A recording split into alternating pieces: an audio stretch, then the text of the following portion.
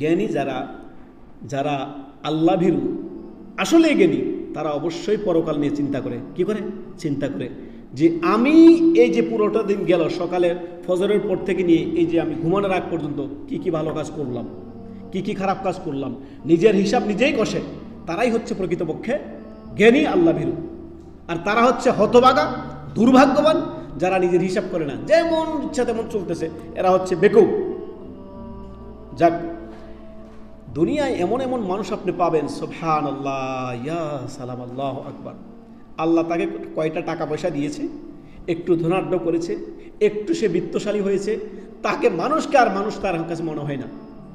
একটু আল্লাহ তাআলা তোমাকে সম্পদশালী করেছেন, সেটাও আল্লাহ সাময়িক সময়ের জন্য তোমাকে দিয়েছেন।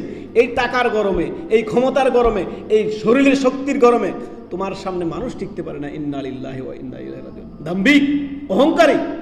কার সামনে তুমি অহংকার দেখাচ্ছ? আল্লাহর সামনে তুমি তুচ্ছ, একটা নগণ্য সৃষ্টি। সুবহানাল্লাহ। ক্ষণিকের জন্য আল্লাহ তোমাকে দিয়েছেন, আবার যে কোনো সময় কেড়েও নিতে পারেন। অতএব এটা তোমার কাছে আমানা, আমানা তুমি রক্ষা করো।